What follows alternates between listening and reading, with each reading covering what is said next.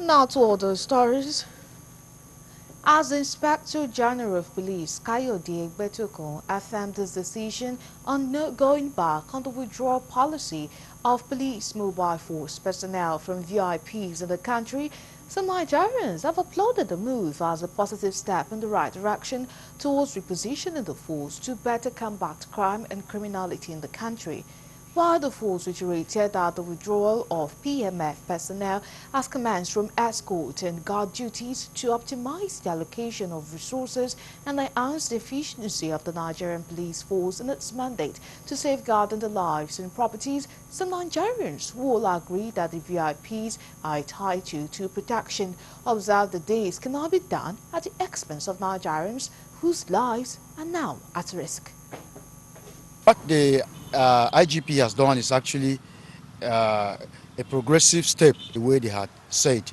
And so I feel that the Special Protection Unit should take over at this point in time because the mobile police officers are actually trained to also tackle crime, but their crime should be well placed in the society in terms of tackling crime. My advice to the implementers of this policy is that with the withdrawal of the policemen from these VIPs, there should be an adequate arrangement put in place to also provide security for these VIPs. It's a welcome development.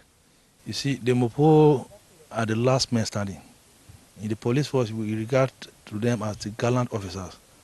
They are supposed to be at the war front, not to be at the VIPs. So I think it's a welcome development. Good development. Good for Nigeria, just like it's good for the other developed countries too. We know that there are other countries, even presidents don't have the kind of security we have here in Nigeria. People should learn to do the right things.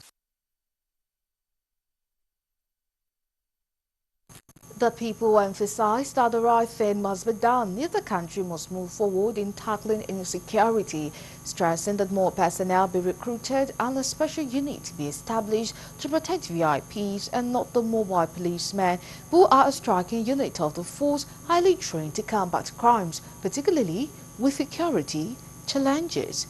They said previous IGPs came with similar policy but never stood, but they are hopeful that this time around it will stand, given that IGP Igp'S has assured none VIP would be left stranded.